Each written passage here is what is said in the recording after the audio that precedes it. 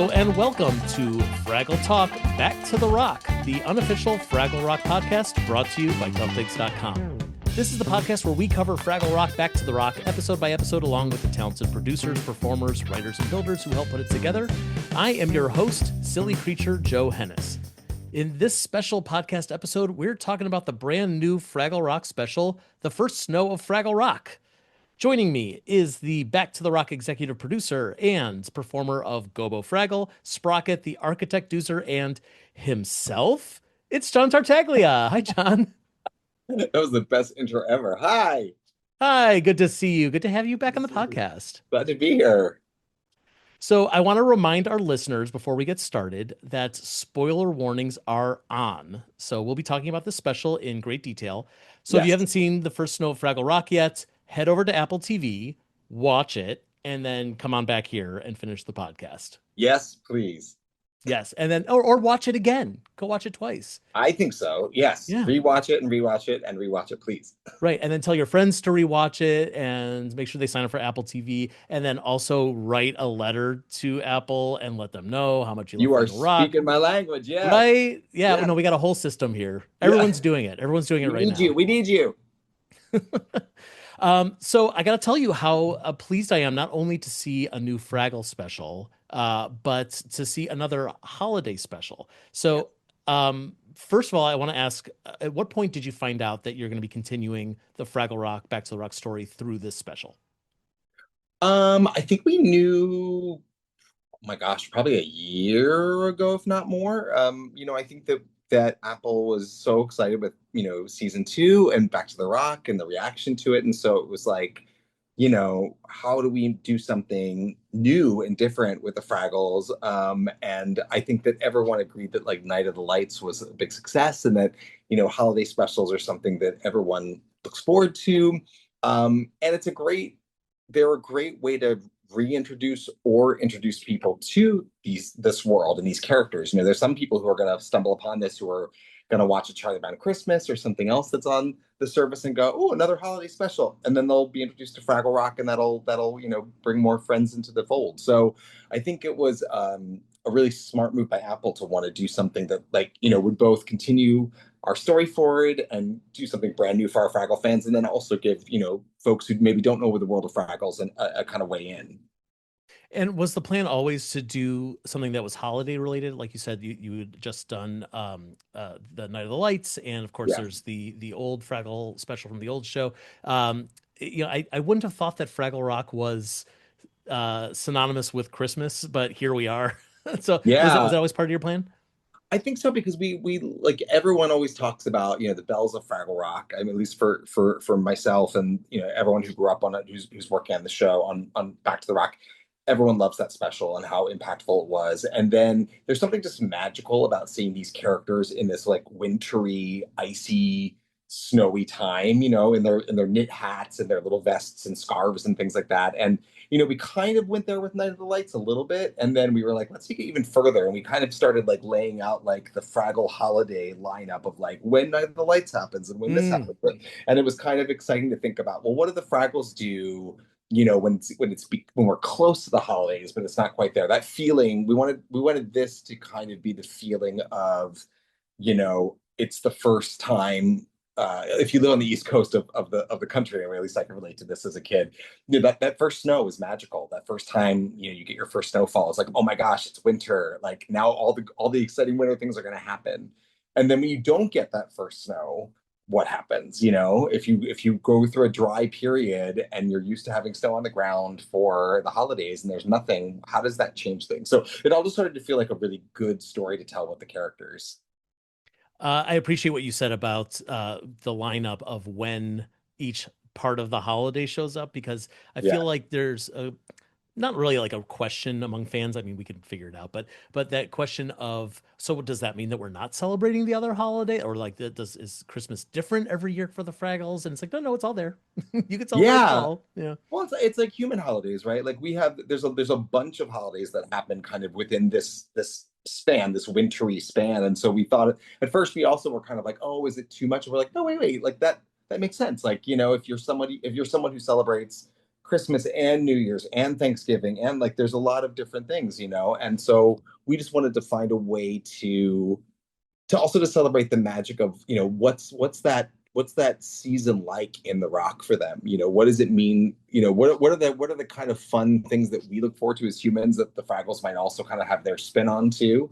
And Alex and Matt, just I thought when they presented this story, it was such a wonderful, relatable thing for for kids and families, especially today, right? Where like the climate's changing, maybe based on your situation, maybe you're not able to celebrate the holidays the way that you would normally celebrate them. And what does that mean? I'm a massive holiday fan. I love Christmas. I love Thanksgiving. I love everything about this time of year.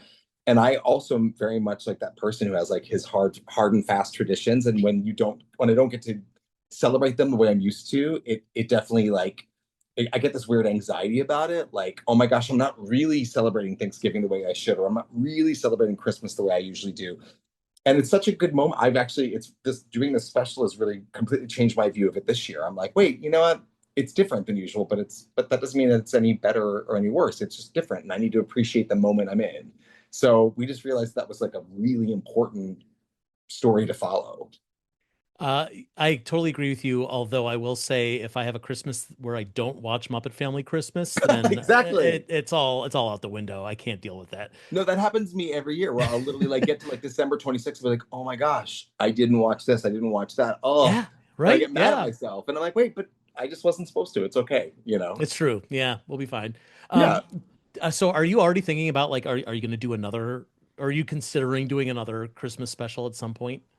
I think we're open to it. I mean, I think I think what we've discovered with this special was that like it's a much more um rich world for the Fraggles to explore. They just work really well in this place. And I think what's really cool is that like it's exciting to think about how, this could be something that the Fraggles are known for, right? Is the holidays. I think that they match it really, really well. Also, we discovered in doing this special that you know the way that they all choose to celebrate the holidays is really relatable to people. And it was funny on set as people were talking about like, oh, I'm definitely Boober during the holidays, oh, I'm definitely Wembley during the holidays, I'm definitely Moki. And it was like, oh, okay, like this again fits that Fraggle five piece pie really beautifully of like, Gobo's in charge of this and Red's in charge of this and Wembley's and we can all kind of pinpoint that to ourselves or our family or our friends, where they fit in. So it feels like it's something that could be kind of an endless trove to pull from for the Fraggles, which is cool.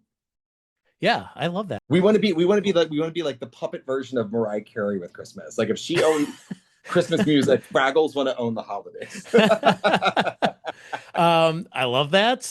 That is very, I mean, yeah, that's spot on for me at least. Of like I'm turning on that Mariah Carey song at the same time I'm turning on my Fraggle holiday That's the specials. goal. I Yes. get it. Also manifesting Mariah Carey cameo in the next Fraggle Rock holiday special. Right? Let's make Come it happen, on. world. Yes. Right? She can own Christmas music, we'll own Christmas magic. There you go. Right. Yes, exactly. I love that. You've also got my gears spinning here about other holiday specials that you could potentially do, and like, I mean, I'm gonna just let that linger for you. I don't want to feed ideas to you, but Yeah. Christmas obviously, we've got a ton of Christmas specials, just generally speaking, Yeah. and because the Fraggles are so well known for their holidays, for creating their own holidays, Uh-huh. I see a lot of potential for other types of things that can kind of overlay our holidays like Yeah. Christmas. Hmm. Yeah, I mean, it's kind of like New Day's Day in season one was very much like a New Year's Eve, Totally. Yeah. and so it's kind of fun to like look at like the layout of like where does First Frost land, where does Night of the Lights, where is New Day's Day, it's fun to think Yeah. about all that. Absolutely. Well, it's also fun to think about this special, and I'd love to dive into it with you beat Sure. by beat here because we have so many questions about like how this thing came to be and all the fun Yeah. stuff that you guys got to do. Um, this special starts without the Fraggle Rock theme song. Yes. Where is it? Well, we talked a lot about that, and we were worried about, we didn't want, well, it's a twofold reason. One was we didn't want it to feel like just an episode of the show. We wanted it to really stand on its own as a special and feel different and feel unique, right? And I think also we were like, well, if we do put the theme on, then do we need to reshoot it to look like the holidays so it really feels like it fits? And so the more we talked about it, we're like, let's use that time for another song, and make this a little bit more music packed with original songs and original moments. So I know it was a bit of a change, but I think that but we kept saying, and I was, of course, being the person I am, was like, oh, is it too much to do that? And I was like, no, it's okay. It's like, every time the Muppets appeared, you didn't hear the Muppet Show theme song, It's so true. Yeah. and if you love the theme, there's 27 episodes that you can watch it on. So it That's felt right. like Yeah. You got a soundtrack that you could buy. that's right. That's Yeah.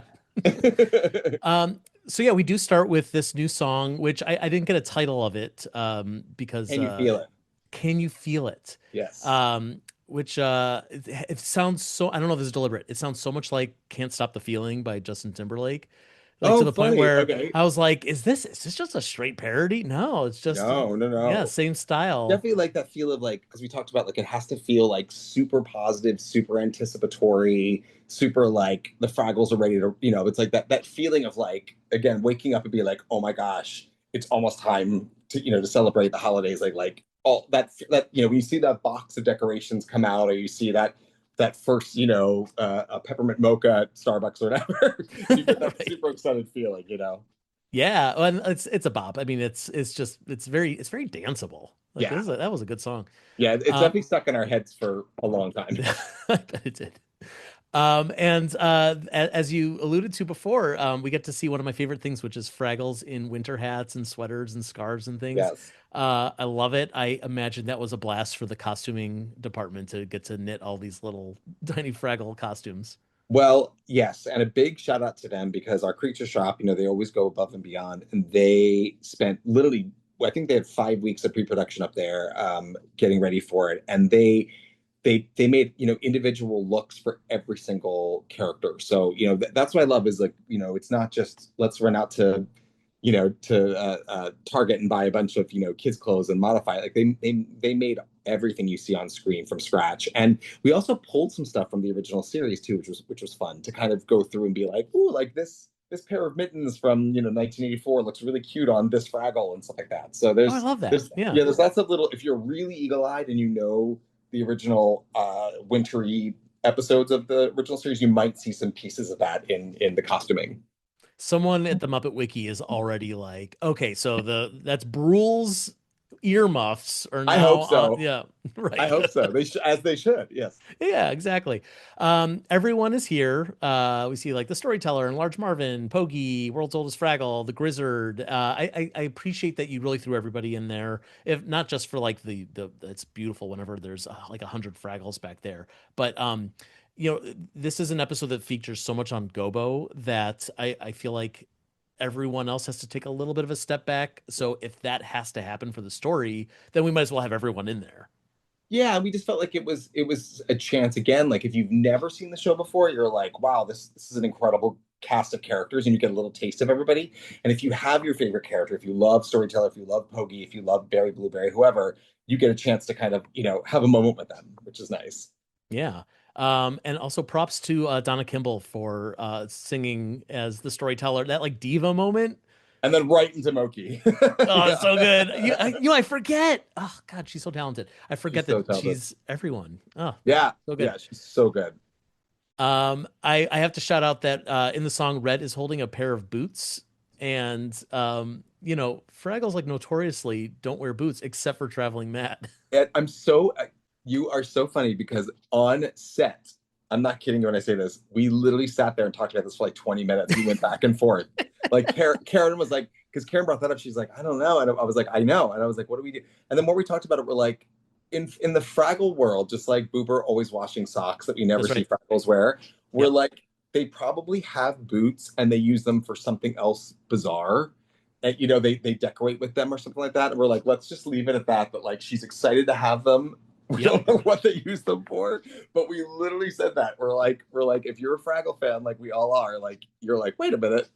So yeah, I know. So appreciate that We your need to we brains need to work write the a same as book mine that's there. like, yeah, we need to write a book that's like, what really happens with socks and boots and Fraggle Rock, and you just like Yeah. explore that whole lore.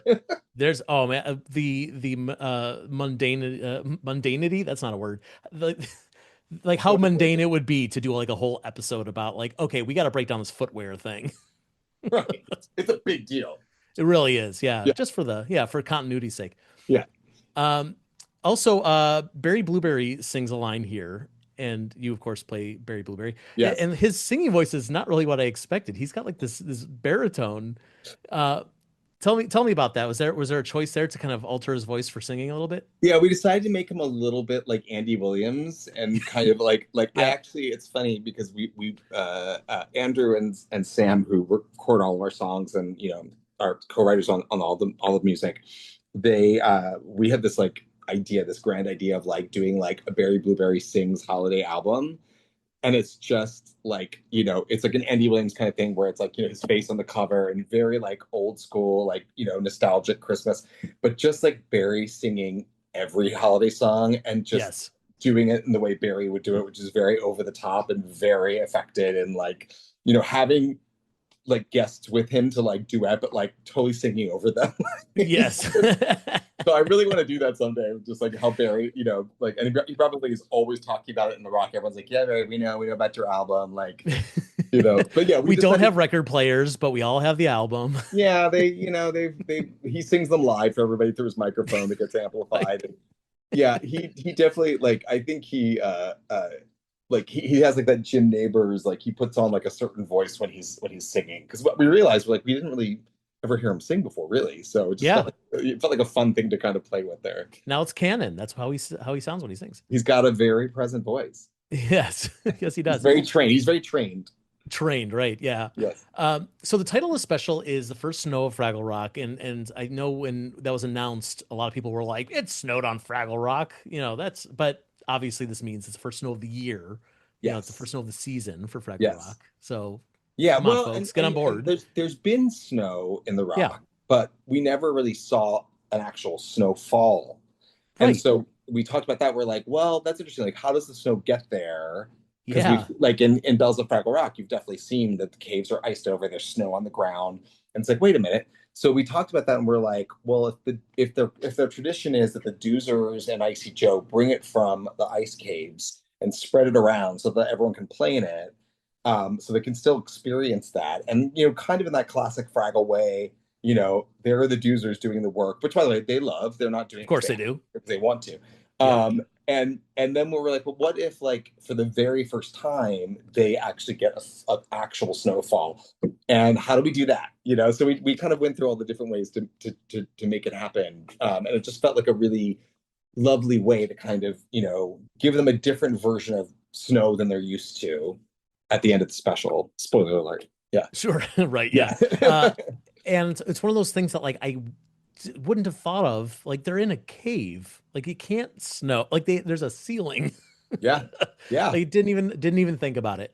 Yeah. Once again, so happy that you guys are thinking about these things. It's very important. These are the important meetings we have. Exactly. So we get a glimpse of like what all the different Fraggles want to do. Once it snows, Red and Poggy are gonna sled down a slippery slope, and Moki's gonna make snow angels. Wembley's gonna make a snow Wembley that will Yep. be confused for real Wembley. Yes. It's a little He's that trickster. good. He's that good. He is very talented.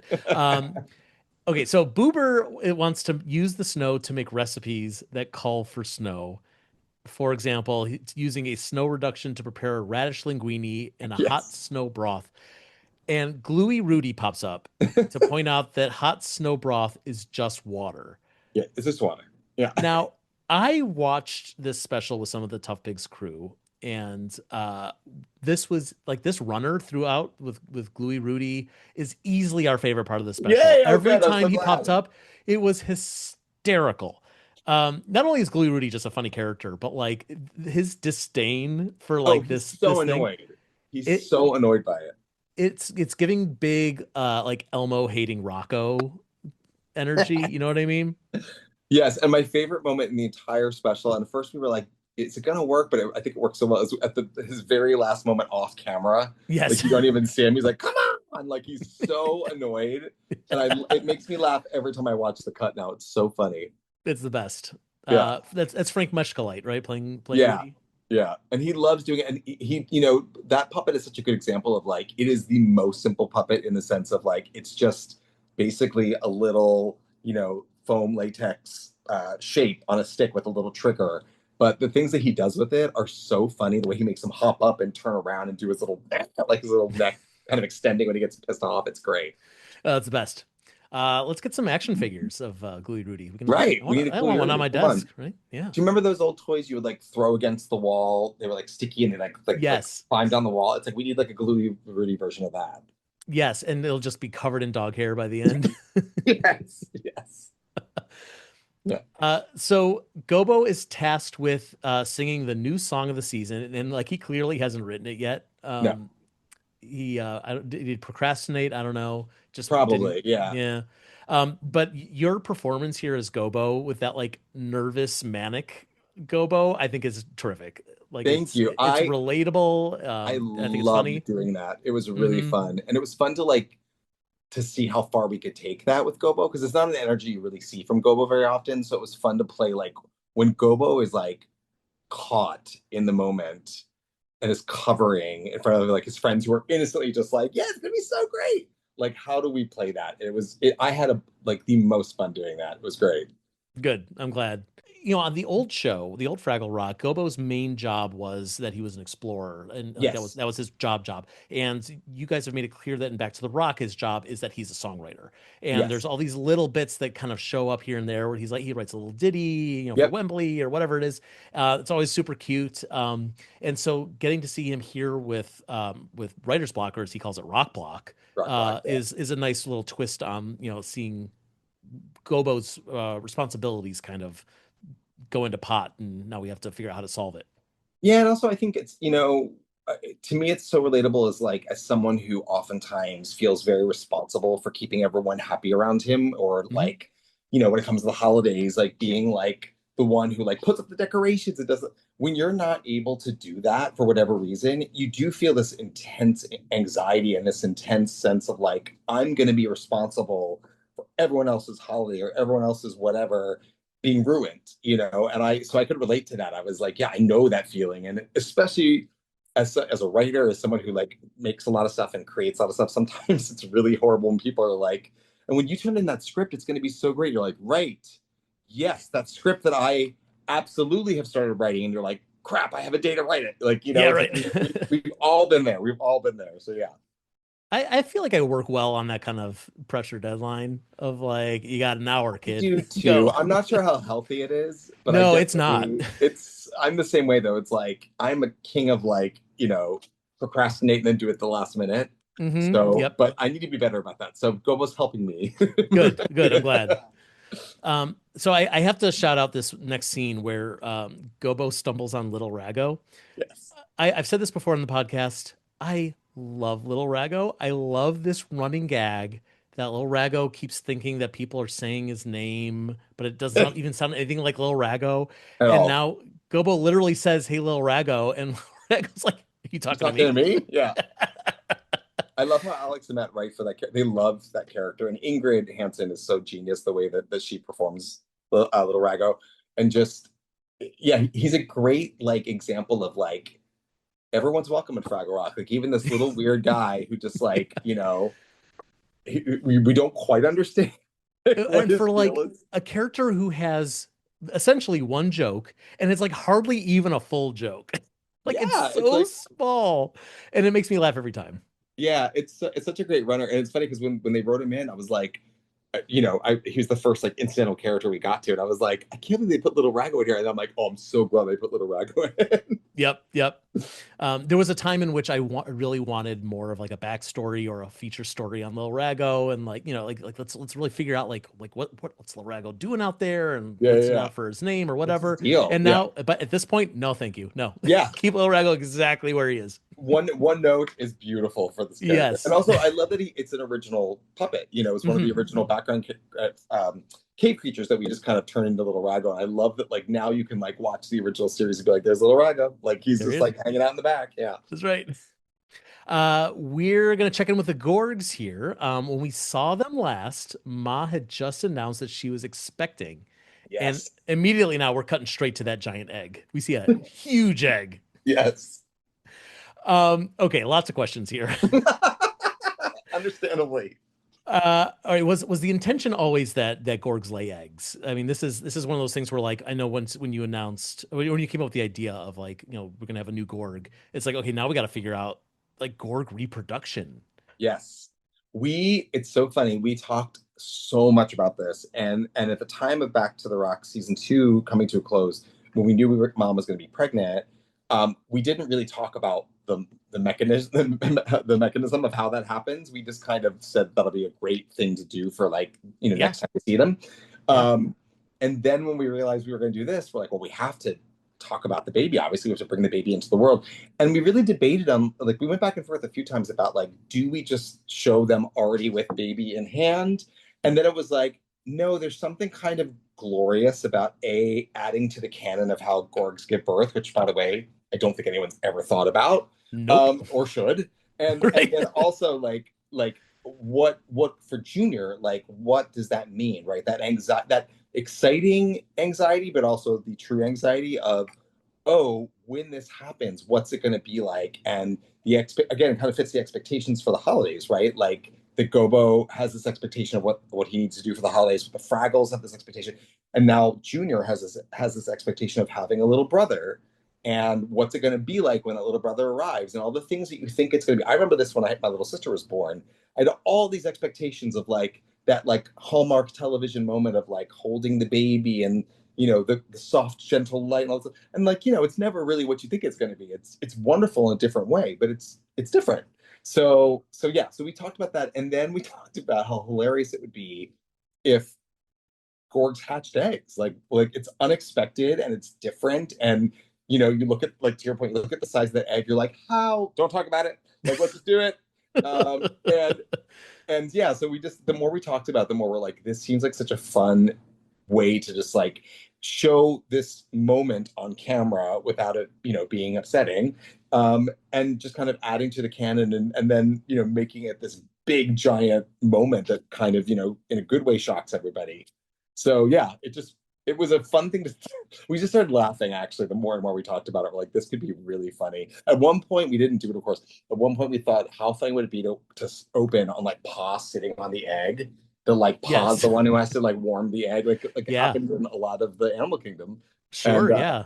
and then that just opened up 100 different problems. So we're like, no, let's not do that, but we'll definitely show the baby hatching on camera. That's fair. Yeah. And I know you don't want us to think about it, but I can't stop thinking about Ma laying that egg. It's in it. I don't want to think about it. It's Some still things are there. better like off camera, and so It's true. Yes. Yeah, well, thank you for that. Well, and to that point, was there any thought at any point to like showing more of the process before getting to the hatching? So, like, I mean, hypothetically, if you had another season of the show where this was going to be part of the season, yeah. to show like we've got this egg, we have a few stories revolving the egg or a pregnant Ma Gorg before she lays the egg or whatever it is. Like we kind of jump right Yeah, into it here. yeah, we talked, actually. It's funny you say that. We did talk a little bit about, do we spend the whole special with not hatching the egg? Do we do a whole thing about anticipation and maybe not even pay it off at the end? And then it was like, no, our fans, myself included, are so excited to meet this new Hmm. member of the family. And it's such a big change in the canon. It's such a big change for the dynasty of the Gorgs and their future as royals. And we don't talk about that at all in this, but down the line, it's something to talk about. How does it affect Junior? Is Yeah. he still next in line? Is there some Gorg Cree of like, that a baby princess, overrides the Junior? Like, there's so many ways we could take this now, and it just felt like we wanted to get her into our world sooner or later. And also the creature shop, when Pete Brook, who designed the look of Baby Gorg, showed us the drawing, we're like, oh my God, we all want to meet her like right now. So Yeah. we Yeah. just decided it was like, and also it also felt like a really exciting, for the fans who've been so patient waiting for something new. It just felt like we can't, like, we have to premiere this character. We have to show this character off. And I appreciate that because that was such a like a story bomb that you guys dropped at the end of season two. Yes. And you got to find out what happens next. And it's like, don't worry, it's right here. We're It's right delivering it to you in the here. first third of the episode. it's right here. And she, like with the minute we saw her come alive on set, we were all like, oh, so it felt like this is the right decision. Yeah. Absolutely. So Junior made as a gift for the new baby these Fraggle dolls that these props, these little Fraggles with like walnut heads, little nut heads, Yep. that are on screen for like 3 seconds. Your props department, they're so talented. This is That, great. you know what? That's a great example of the love and detail that goes into something that doesn't necessarily need that much detail, but is important for the world to feel right. So, and actually, it's funny you brought that up because we had a whole scene that got cut. This is Hmm. a great example of sometimes it's so hard to cut the things that you're excited about. We had a beautiful scene where Junior actually was put on a little puppet show with the Fraggles and did like individual voices for all of them. We got a little bit in there. We got his like slight Gobo in there, which makes me giggle every time. But like he had a whole show that he was gonna like basically be behind like the counter doing and stuff like that. And so they were actually made to fit on his fingers, like as like really like cute little finger puppets. And then in the rewrites and everything, and as we got closer to production, it got cut. But the Hmm. Creature Shop had already started building these amazing finger puppets. And I remember walking in, and Scotty Johnson, who's one of our incredible leads of the Creature Shop and our our main kind of guy in the shop for Fraggle, he was like, yeah, well, we just thought that like, it's Gorgs, obviously. So he would use a lot of found things that Junior would like use different nuts. And so Wembley's a peanut and like, which matches the shape of his nose and all these different, with the raffia hair. And like, he probably took some hay from the ground that you always see on the Gorg floor, all these brilliant, thoughtful ways of like making this feel real. And so when we saw them, we're like, we have to put them in the show somehow. We have to. Like, they're so Yeah. beautiful. And so then Matt and Alex and John Rosenbaum, our director, came up with the idea of, at least having them on the counter and referring to them. So you get a moment. But I down the line, I want to see Junior putting on a Fraggle puppet show more than anything because I it's absolutely want to see that puppet show. you That's can that'd imagine, be so right? good. Because I know you guys have talked about this before about how like in Henson Company properties, whenever you can put in a reference to puppetry within Oh, the story, absolutely. go for it. Especially when you can have a character like Pa or somebody be like, "Oh, puppet show!" Like it's such a funny meta thing to do. It's Yeah, yeah, true. So this is also a rare look inside the Gorg's castle. yes. Had we seen this before? I'm not sure we had. We have not. Well, not on Back to the Rock. So Yeah.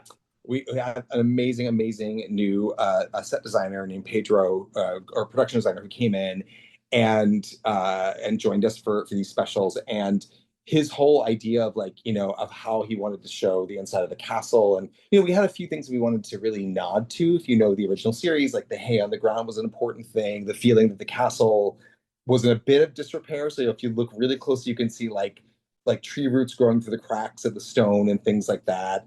But we also wanted it to feel warm and holiday and also safe for the baby, obviously. So we took a few, we made a few changes for this version of that.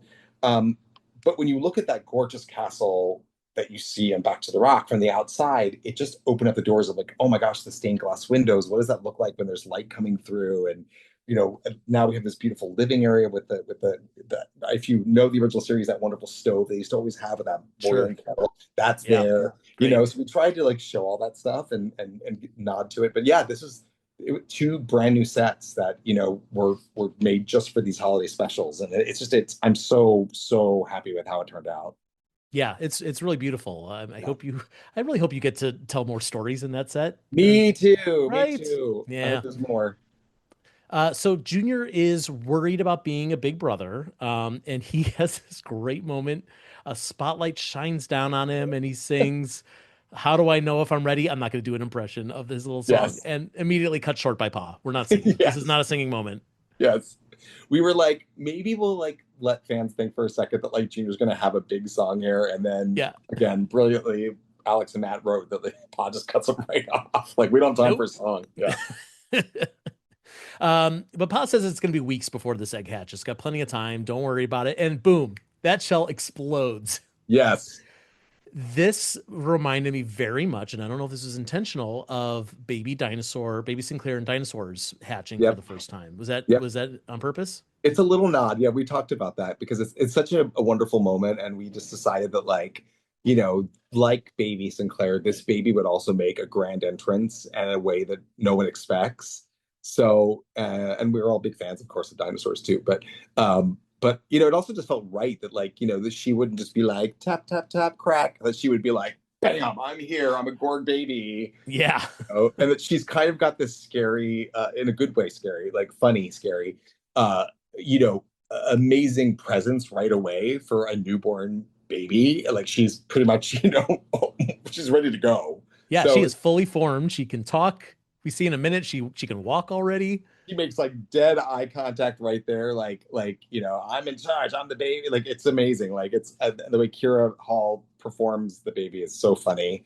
And so, and again for Junior, like he's expecting this like sweet little innocent swaddling, baby who's just finding the world for the first time, and here's, princess who just bursts out like, I got a personality, I'm here. Yeah. This is also like a good lesson for like any new parents or expecting parents who are watching the show to recognize that like you can read all the books, you can know exactly what's going to happen, and you're going to be wrong. It is Yes, unpredictable. You got to just roll with it. that's right. Yeah, it's never how you think it's going to be, Yeah. yeah. So back in Fraggle Rock, Icy Joe and Cotterpin are bringing in the big crate of snow. Um, Yes. Icy Joe makes everyone hum adventure music while she's opening the crate, like she's Yeah. opening a combination lock. I don't know why it's locked. I don't know why they Yeah. have to lock Yeah. the. I mean, it's still a fun moment, but We were you saying don't that have to too. It's lock it up. ridiculous that she's like, Icy Joe was like, oh no, I got to make sure this is like, sealed to the max. That's right. Yeah, it is. It is official snow. Yeah. We did not fake it. It came straight. We No one locked can it. open this but her. Yeah. That's right. Yes. The box opens. Everyone looks inside. There is a single snowflake, and it's a puppet. It's a character with a face. It's Yes. like, hi y'all, it's me. You built a whole puppet just for this snowflake. We did. We talked a lot about that. We're like, is this like just a CG character? Is it? And then the creature shop was like, we have to build this puppet. So, and then we talked about like what kind of personality, and for some reason we all thought it'd be so charming if the snowflake was a little bit like Dolly Parton, Great. just like, hi Yep. y'all, so like, and it just like something about that like just felt right. So yeah, there she is. Well, she's so welcoming, and like she's happy to be there, and it also So like fun. making her such a positive character helps so that when she melts in the next Yes, moment, like part of you is like, oh, but it's also like she's all right.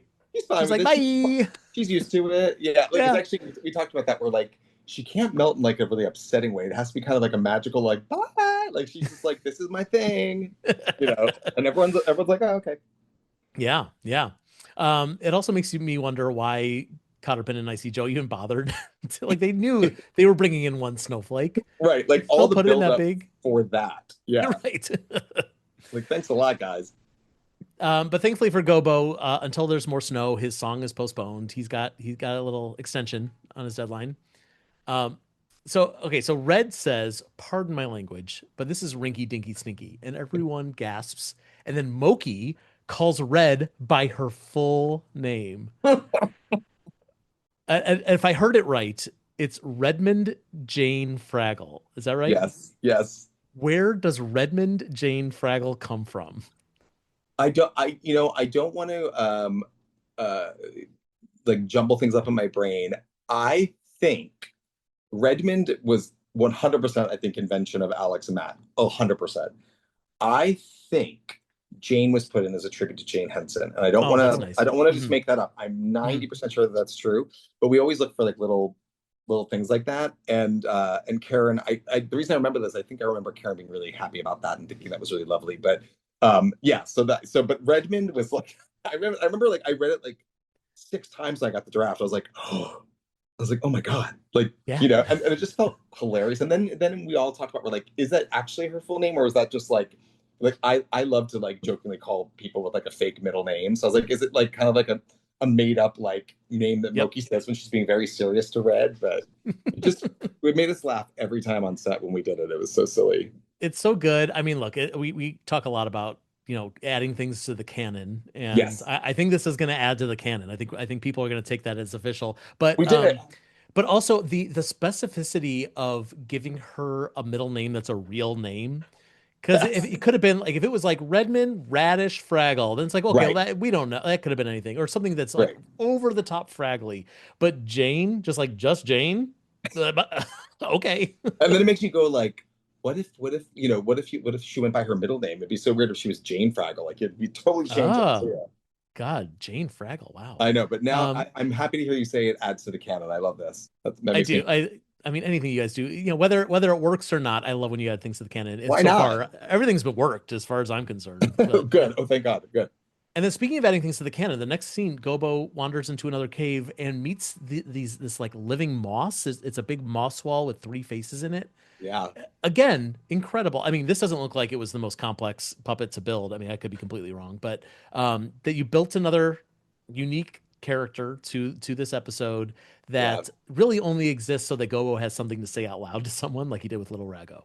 Yeah, and it kind of keeps that world of like, the thing that we all love about the original series and Back to the Rock is like, that there's this endless trove of like worlds and characters and species and places and like sometimes they're just referred to in word and you never see them, but like we're like, yeah, there probably are like, alive moss faces that live all over Fraggle Rock that sometimes come out and talk and sometimes they don't. And it just felt like, yeah, I love how the guys, Matt and Alex use them to kind of be like, the three different points of view. And that's Kanya Chen and Andy Hayward and Ingrid Hansen doing those three. And they're so funny. Those voices are so funny. And Scotty Johnson and Jurgen, Alex Ferguson, Jurgen, we call him Jurgen, built those. And just, I love all the detail in each one. And they're just like great little soft foam puppet faces, like just malleable. They were beautiful puppets. Yeah, they really look like it. And it gives me big like Labyrinth Dark Crystal vibes as Yeah, well. I mean I want to compare them to like the the eyes. stoking yes, I was gonna say the stone faces in Labyrinth Oh yeah, that yeah, weren't yeah. but I think I already made that comparison with the Echo Chamber episode. Maybe So that was I definitely think you're influenced by that. right. Yeah, The eyes, in this weird, the like the flora and fauna that has a personality. Yeah, totally, yes. yeah, Very, very Labyrinth. I love that.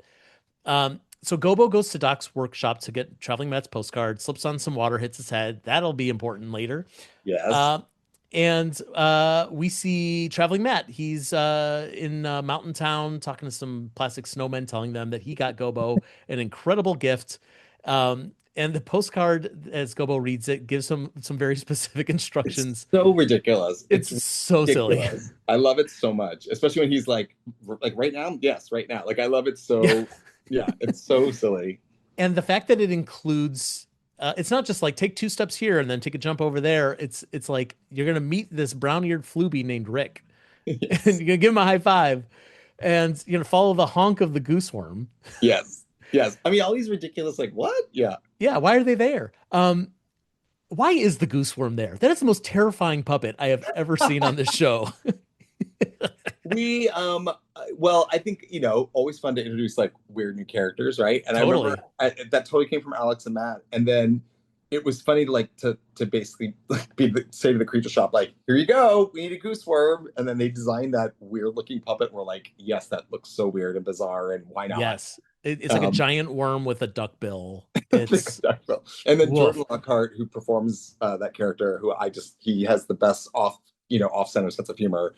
Um, I was like, just make it really bizarre. He's like, got it, and just and did that voice on the read through, and we all just giggled at it because it's so dumb, So dumb. I love it. so dumb. Yes, Yep. Now let's never see him again. ever. Yes, he's your sleep paralysis demon. Yeah, Yes. the goose worm from Fraggle Rock. Oh, yikes. So Gobo goes through this portal and suddenly he's in outer space. Yes, Okay, talk about adding to the canon. That's a theme here for this podcast episode. yeah. So in the old show, I don't think Gobo, aside from going to Doc's workshop, I don't think he ever really went into outer space, right? There was Maybe. one episode that we could recall where he went in that wonderful episode, with Red and the Dragon, where they're like hitting the archways and going all like. There's a great episode or a great moment in that where he accidentally gets like sent out to like the porch below Doc and Sprockets, Yep. but Yep. it's for like 2 seconds. You see him and he's like, oh, this is wrong, and then he goes back. Right. And we talked about it. We're like, he's never really gone out in outer space, and like Matt kind of, two times, like in the first and second season of Back to the Rock, like dangles his carrot in front of him and then kind of like, you know, kind of screws him over. It's like, never Yeah, mind, right. you can't go. So Yeah. we were like, if we're going to do this special, we have to do things that just go above and beyond a typical episode. And like, we probably in a 13 episode season wouldn't really have the time or the ability to take him out into the real world. But with this, we're like, no, we're going to spend a day or two outdoors and shoot this and make it look spectacular for the special. So, and it just felt like it was Gobo's time. Like it's like, he's having this anxiety, this crisis. He's always the one who like, is giving to everybody else. Let's give him something that's super special to him, and like he gets to go out and have this moment. And the more we talked about like what that could be and what we could do with it, we just got so excited. And I love seeing puppets outside. To me, like those, the classic Muppet movies where you see them out in the real world, it just looks so beautiful. They look gorgeous on camera outside. Um, and yeah, and then we started talking about where we could do it. And of course, we shoot in Calgary, Canada, which we love so much. And Canmore, which is a beautiful city up, by the mountains, is just, it looks like a picture postcard. It's so perfect. And so yeah, so that's how it all happened. And it was so fun. It was so much fun. It was freezing, but it was so much fun. It was so much fun. Did you have to like shut down the street for filming for this? Yeah. Yeah. Yeah. It Wow. was really cool. It felt very exciting. It was very like, and it was cool watching people who live there and tourists, because it's a big tourist city. We would shut down like one side of the street to shoot like Gobo, dancing down, singing, face facts. And you just see people like either driving by like that, or huge or fans just like pulling out their phone and be like, oh my God, Gobo. Like it was really cool. It was neat. That is very cool. I imagine, whenever I see something, and I think we talked about this with some of the traveling Matt scenes Yeah. earlier in this podcast of like, just imagine driving down the street and there's traveling Matt. Like he's real. He's And then right he's just there. there on the street corner. Yeah. And I like, would have lost yeah. my mind as a kid if I'd seen that. I'd be like, it is real. Yeah. And that's one of the most special things about puppets. Like you can't drive down the street and see Dora the Explorer or Right. SpongeBob or whatever, but Right. you can think like, look, I could turn a corner and there's Big Bird's nest. It is They're very actually possible. there. Yeah. Yeah. Yeah, it was really cool. Some of the shopkeepers, actually, to their credit, they were wonderful. They were so excited to be part of it, and they put out their own decorations of the window. Some of them, and they were like, "Oh, we can be at the counters in case you see us." And it was so funny to see people's faces, just like little kids, just watching, Gobo and Uncle Matt run by, 100 times. It was great. That's cool. I love Yeah. that. So Matt assures Gobo that don't worry, I'm a seasoned adventurer, and then immediately screams that they're gonna die. Turns out it was just his eyebrow, which fell in front of his Yes. eye. He thought it was a huge thing far away, but it was a small thing up close. So The stupid. I classic. love it. But what I love about that too is now I understand how Matt could be afraid of his mustache. If it I flips don't know. up, he's going, "Oh my Yeah. God!" Yeah. Right? Yeah. So Matt assures Gobo, don't worry, I'm going to be there with you the whole time, and then immediately carried off by a golf cart. That's it. He's gone. Again, it's You're Matt, on your of own. course. Yeah. Bye bye. Good luck. Yeah. Yep. And like leaves Gobo like in front of an Urban Outfitters or something. Yeah. It's like some sort of apparel store or something like that. Yeah. So yeah, this is where Gobo gets his next song, Face Facts, Pack Snacks, Make Tracks. Yes. From the original Fraggle Rock episode, original series Fraggle Rock episode, Gobo's School for Explorers. Yes.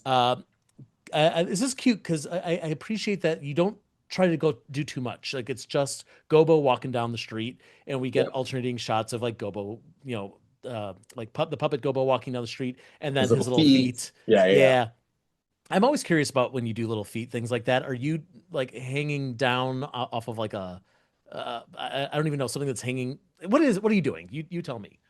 It kind of depends on how tight the shot is. There's times where you are kind of like over the camera, you know what I mean? Yeah. So like your body's on the way. I think when we did that shot, we did that from the side of the frame because it was like, Fraggle feet. His feet are actually kind of big for Gobo's got very long legs. No, He's got they go all the way down to the ground. Yep. Yeah. He's got gams, But I think that we were able just to kind of lean over and do it. But yeah, it depends. Sometimes you're walking behind the camera. Sometimes in extreme situations you're like on like a platform, you know what I mean? Mhm. That's being moved with the camera, but that's Right. not as common. Right. Yeah. Platform. That's the word. A platform, yeah. I couldn't think of the word either, actually. So there you go. Gobo falls into a mail cart and he's brought into a recording studio and right in front of a celebrity. That's how it works. That's how you meet celebrities. Is that how They it just always works? right. Yeah. And he meets Lele Pons. Look at Yes. that, Lele Pons. Okay, so how did that come about? How did Lele Pons get chosen for the celebrity moment in this Well, episode? it turns out she's a huge Puppet and Fraggle fan. We had no idea. And, we wanted someone who'd be playful and that obviously was very musical and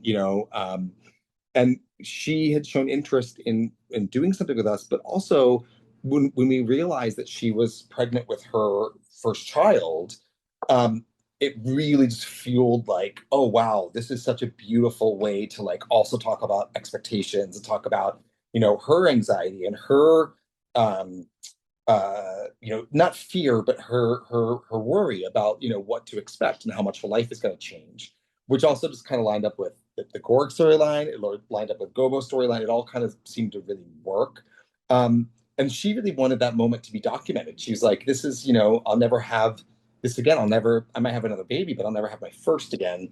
And she's like, and she literally, no lie, I think she gave birth the week after we shot that. Like, Wow. we knew that she was very, I kept being like, this could be the momentous day of shooting. And so she really was at that edge of like, I'm about to become a mom and have this baby in front of me. So it was just exciting and it just felt like the right kind of combination. And what she was so great about is she didn't take it herself seriously. She was willing to play. She was willing to like, have that perfect blend that celebrities need to have of like, you know, not being afraid to make fun of yourself, but also knowing that like the puppet is always going to be, it needs to be the funnier, goofier one. And she was a great straight person for that as well. Um, Yeah. Yeah. and she just, again, she loves this kind of thing. So she was game. Yeah. And once again, Fraggle Canon changing the rules here. This aside from Matt, correct me if I'm wrong, aside from Matt meeting the Foo Fighters and Espa, Yes, um, this is the first time that we've really had like a celebrity with a Fraggle out in the that's real right. world, in outer space. In person. That's right. Yes, Yeah. in person. Yes. Yeah. And of course, by the way, Gobo has no idea, which I love. Like he's just No, like, right. Yeah. yeah, Yeah. like, hey, yeah. So yeah, that must have been a big decision for you guys as well to like, okay, we gotta break canon a little bit, or not to break canon, but Yeah, yeah. to introduce a new element that really changes or could potentially change everything for how Fraggles and humans interact. Yeah, and we're very protective of like never giving the Fraggles that pop culture knowledge that like the Sesame Street characters and the Muppets have. Yes. Yeah. Miss Piggy knows who Beyonce is. She's intimidated because she wants to be Beyonce, right? Like Yeah. Yeah. Elmo can kid around with Jimmy Fallon and make references to current events. The Fraggles, they can meet. We talked a lot about like they can meet someone who is well known and famous, and they can meet people, but they can't have any knowledge of what that means. So they don't know what a recording studio is. They don't know what a soundtrack is. They don't know what an album is. They don't know any of that. They just know that this is a silly creature I'm talking to. And I love that moment that the guys wrote of like when she's like, well, I'm just really worried about how my life's about to change. He's like, yeah, why? Like again, that innocence, right? They don't know how Yes. humans give birth. They don't know anything.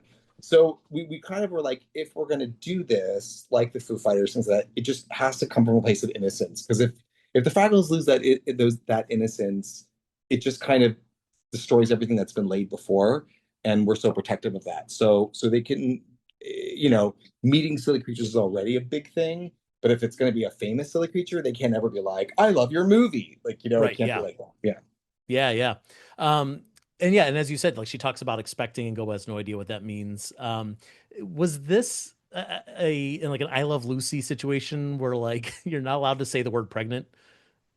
Oh no, I don't think so. I think it Okay. was I think it was at least I don't think that was intentional. I think it was more like keeping it kind of, well, if anything, it kind of took away a need for Gobo to say, what does that mean? You know what I Hmm. mean? As opposed to just keeping the generic of like expecting, like he's expecting snow, he's expecting to write the song. So it felt like that word was a better alignment.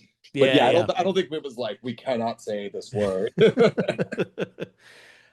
So the two of them sing a song. They sing the song Our Melody, which comes from Yes. the original series episode The Minstrels. Was Lele familiar with the song beforehand? I think she was, if I recall correctly. I think I Cool. think I think at least she had an awareness of it. Yeah. Yeah. Yeah. And I like that they're singing like he's singing into the microphone with her Yeah. like as if they're laying this down for her album. And then I think it raises a lot of questions about like, is the music union going to be like, do we have to pay this person? Who's this voice? Right. Who's this mystery vocalist that Yeah, like right. appears? Or is it like magic where it's like in the room you hear it and then like you play it back and you don't hear anything, you know? Oh, although we do see the people in the booth and they're like swaying, Oh, nodding yeah, they're along. reacting to it. Yeah, that's Yeah, true. yeah. And she gives Gobo her snowflake pin Yes. as he leaves, which is very nice. Which is so sweet. And as he goes outside to try to figure out his way home, he runs into another silly creature. Oh God. And this is gonna sound weird. He is the spitting image of you. Um, I want to go on record with you and say I really didn't think that the guys were serious when they wrote that. I thought that they put it in like the first draft to make me laugh or just to make everyone kind of giggle and like what a funny like crazy thing that'll get cut. And then literally it was like every draft, like Apple Reddit was like, we love this, and everyone here read it, and I was like, guys, wait, really? Like I was like, no, this is too on the no, like this is too on the nose. But then I kind of embraced it, and I was like, it's such a sweet moment, and kind of like Lele with being pregnant, this will never happen. I was like, this will be forever part of my life now that I get to say like this world that I have, as you know, obsessed over since I was 7, and this character that means so much to me to get to be able to, share that moment was just it was really special. And it was the last thing we shot actually in Canmore, and I had been puppeteering Gobo all day, and I was so cold. I was frozen. I was just like, oh my God. So it was actually just nice to like have a reason to put on like a winter coat and a hat because I was Yeah, so right. so Well, I love it. I love that they did that. I feel oh, like there is a grand tradition of like, Jim Henson, Frank Oz, they like yeah. Jerry Nelson, like everyone gets little cameos. Aside from the Fraggles Look for Jobs short that was not Yes. really meant for public consumption. I think that the only time we ever see a Muppet person on screen is we've got Dave Goles on the roller coaster, Yes. and we get Jerry Jewell in the finale sitting behind Doc on the airplane. That's right. Um, and I don't know, like you don't need to know who they are. That's for us, for the fans to look and be like, yep, there they are. That That we see was it, we recognize That's it. really nice to say that. I mean, I feel, and especially like when you just listed all that off, I got really emotional thinking like how lucky I am to be in that company. But I also think like, yeah, it was important to me, and I think that we did a good job of this. That like, if you don't know who I am or don't care who I am, which is fine, that you're not sitting there going like, wait, what's happening? Why is this Right? Yeah. like? If anything, maybe it makes you go, oh, that's interesting. Why do they have that dialogue? Maybe you look it up. But like, it's just a little moment to kind of nod to everybody and kind of that I love that we Frank who puppeteered Gobo for me in that moment that we really kind of coordinated on that great little that Yeah. like it's such a stupid little moment but it makes me giggle every time I watch it. Absolutely. Did you feel like so you're credited as like John Tartaglia as himself? Yes. So for you, for your approach, were Yes, you playing yourself or were you playing like I'm a person who's in Calgary and I don't know what this Fraggle thing that's a is? great question. I think I was playing it as me. I just was John, but Yeah, I happened to be on the street in Calgary and happened to run into Gobo. So great. I think I try to play it like that. Like I wasn't trying to like be a character. Like I think I was just kind Right. of being myself. Yeah. Yeah, yeah. Um, and it's so funny, even you say, that credit, 'cause even that I was like, oh, I hate that. Don't put that there. Like we have to put that there. It's like for SAG rule. I was like, okay, I hate it. Oh my God. I mean, it could have So been like John Tartaglia as man on the street. as man with cell phone, yes. Yes, yeah, Or cell phone man. Yeah, that's you. confused human. Yeah. Right. Gobo is attacked, quote unquote, attacked by some dogs, and he's somehow magically whisked back to Doc's workshop. Yes. Was it all a dream? He fell and hit his head. Well, what an interesting dream that he had, where he was We in let outer you we space. let you interpret it. We let you decide. How convenient Yes. for you. All those questions that we had out the window. Don't worry about it. I mean, well, it's funny too because we talked a lot about that. Like, does it lose its potency if it's just a dream? And it was like, no, in a way, it kind of it really does kind of first of all gives the fans an opportunity to decide what they want to decide, which I love. And I won't tell you what if I think it happened or not. I think it's up to everybody to decide that for themselves. And I think it kind of has that little extra layer of like holiday magic of like You know what I mean? Like where like when Poggy comes in as the ghost of, like you think he might be like a ghost of Christmas past or something like that, Sure, and yeah. it's just Poggy. There's like these little we tried to throw in like these little nods to like other holiday specials and stories that make it feel special. Yep, yep. And that just felt like a good one to do too, of like, was it a dream? Like, did Scrooge really dream all that, or was it real? You know what I mean? He says that it was a dream, but was it? Like, I think that gives that, I don't know, it just makes Yeah. you forgive some of the more heightened moments a little bit. Right. There's already a lot of magic in Fraggle Rock, but you're right. There's a different brand of Christmas magic that Yeah. shows up in a lot of different movies and specials and books and Yeah. Although, yep. really quick fun fact about that too, we had to actually build a separate Gobo face skin because we were like, wait, we have to put something on the puppet. The way you get a dog to like lick something is you put like, you know, Like um, peanut butter or something. yeah, Yeah. something on it. Yeah. And we realized like, oh, the amount that we needed to put on for that dog to like really want to kiss Gobo, like, and they had to like use like a stunt, like a doll of like Gobo for like weeks ahead of time to get this dog ready, and like it was amazing. The dog was incredible. But they Creature Shop had to build a brand new fleece skin to put over one of the existing Gobo puppets' faces with like a giant glob of like, I forget if it was peanut butter or turkey or whatever, for the dog. And it was so funny to see just this like skin of Gobo going over, but it worked. Oh, wow. Very Hannibal Lecter. Yeah. Yes, yes. Ooh. So things aren't so good in Fraggle Rock with all the snow. Wembley made his snow Wembley out of rocks. He hates it. Moki tries to make a snow angel. She falls backwards and she's like, I'm just a Fraggle on the floor, which is hysterical. Yes. So Uh, dramatic. the Doozers made some Doozer stick snow, but Yes. it's all sticky. And so Red and Pokey try to sled down. They face plant and then they get up and they've got like foam beards on. Santa beards, yeah. Yeah, I love that. That is a great look. Is it just like shaving cream or something? Yeah, I think it was just like dyed shaving cream or something like Yeah, that. Yeah. cool. Love that. Um, Kobo shows up and Moki says to him, we're sure as Sheila, we can't start without your song. And a Fraggle pops up behind her and is like, she's right. And that's Sheila. We talk about Sheila. You got to see Yeah. Sheila. Yes, and Ali Eisner performed Sheila, and just everything that they did with that character made me laugh. I just love that. I love that puppet, first of all, and I just love Ali's choices are always really funny. And yeah, we were like, that's Sheila. Like we need to meet Sheila. We need to have Sheila back. So glad. Yeah. Glad to see Sheila here. It's Sure, Merry Sheila. Christmas. You got Sheila. That's your gift. That's right. And so, Gobo explains to everyone, the holidays can still come, even this one's a little bit different than the others. So maybe we don't need snow. All of our holidays can be unique, like a snowflake. Um, and maybe his song can be unique as well, and everyone can add their own parts to sing once again our melody. Um, Lovely song. I love the song. It's It's wonderful. such a beautiful song. Yeah. Yep. And so right for this moment, of like we all belong, we all need each other for this moment. Yeah. Yeah. Yeah. That's exactly what I was going to say is, in the original version of the song with Cantus leading the Yeah. whole thing. And, the purpose is we are coming together. We have this unity that is so important at the heart of the brand of Fraggle Rock. Yeah. And, bringing that back here to say like, well, it's not just about, species to species or character to character. It's about that holiday spirit that, brings us together during the holidays.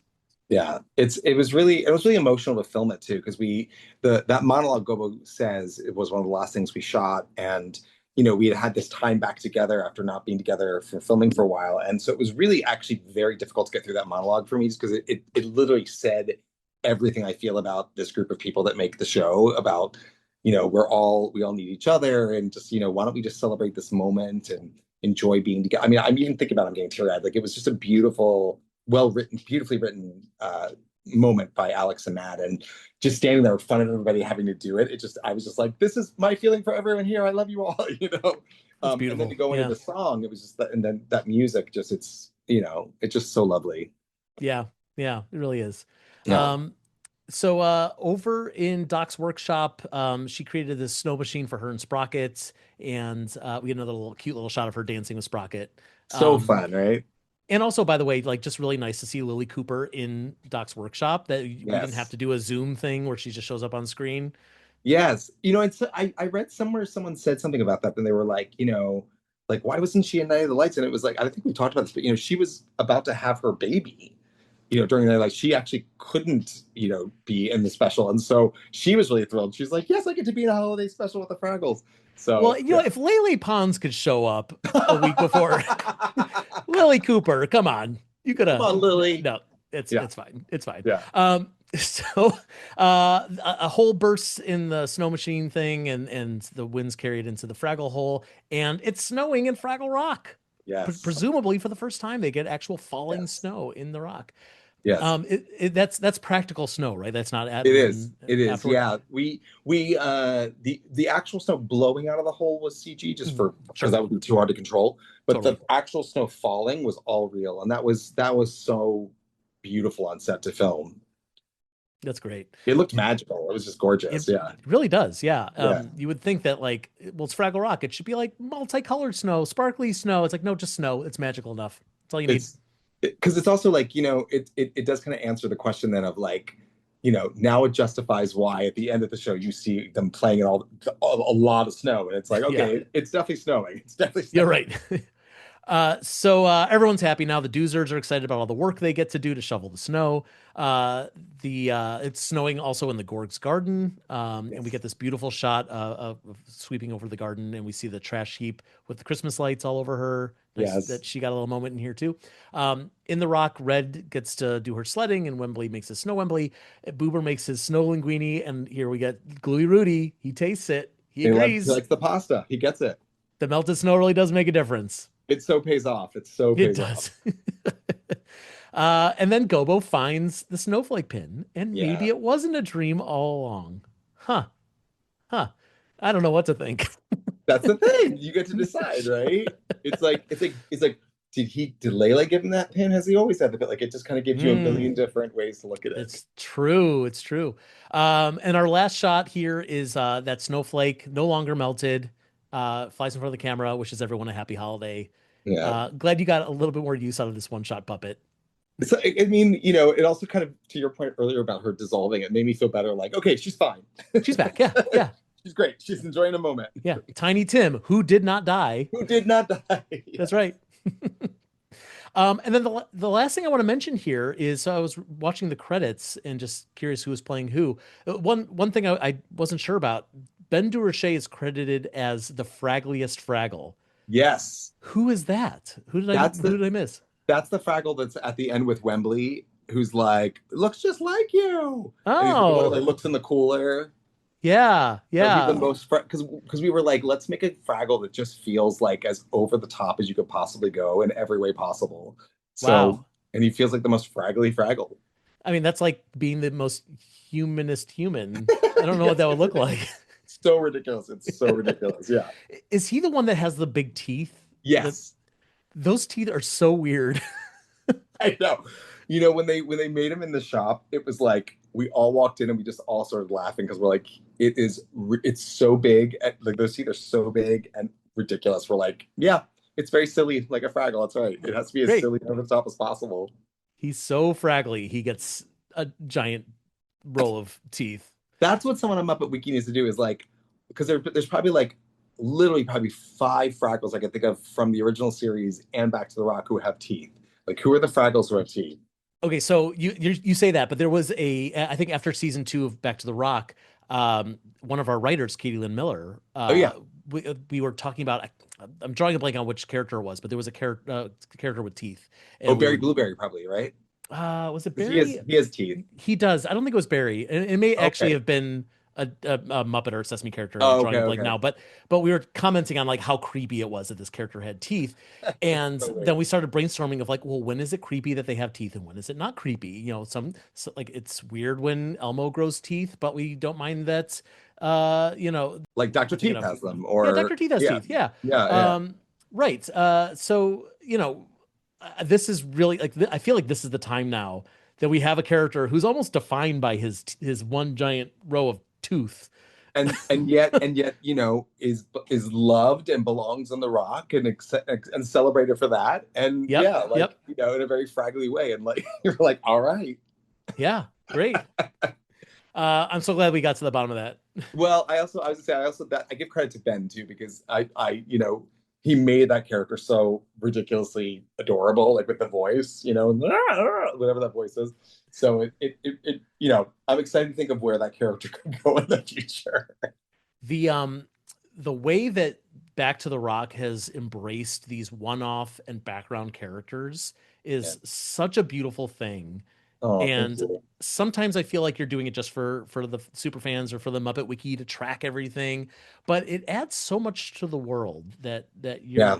you're doing it so consistently throughout the series. And I know I just want to let you know I appreciate it. It's great. Thank you. Well, you know what? I when I was watching the original series growing up, I always loved characters like Tosh and her Beast, or the original storyteller Fraggle, or Granny Fraggle. Like these characters who like would have a pretty big role in an episode, and then maybe you wouldn't hear from them again. And I thought about like that's just real life. There's people in our lives that we see for a day because we get together and have lunch with them or something like that, and they're a big part of that day of our lives, and then we don't maybe see them again for a couple of years or something like that. And it doesn't take away that they're part of our lives. It just, and I think I get annoyed by series that only have like the same characters every single episode and just an incidental character that comes in. Maybe I like it when you get that sense of like Stan on the Golden Girls, Dorothy's ex-husband pops up every now and then. He's a big part of their lives, but like then you don't see him for 12 episodes and it's okay. Right. So yeah.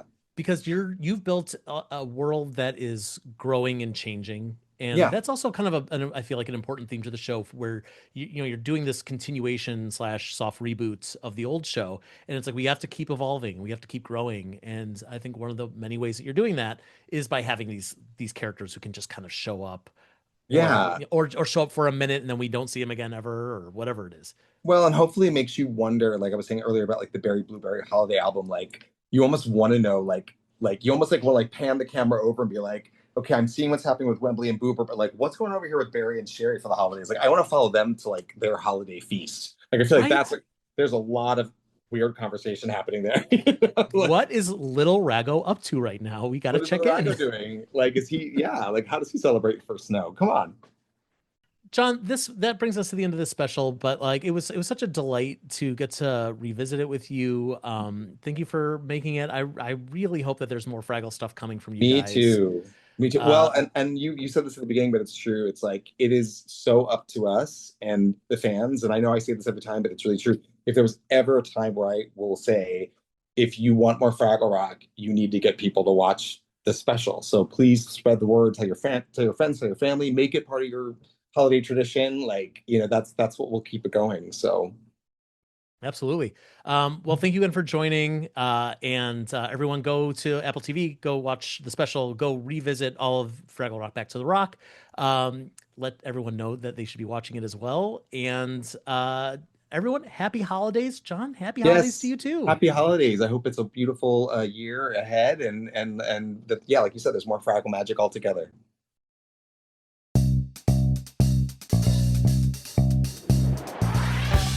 Fraggle Talk, the unofficial Fraggle Rock podcast, is brought to you by toughpigs.com. Produced, written, and hosted by Joe Hennis. Fraggle Fast Fact segment presented by special guest John Tartaglia. Dig Deeper segment hosted by Beth Cook with special guest Hallie Stanford. Fraggle Talk art by Dave Haltine Jr. The Fraggle Rock mark and logo, characters, and elements are trademarks of the Jim Henson Company, all rights reserved. Fraggle Rock theme song, written by Philip Balsam and Dennis Lee, is used with permission.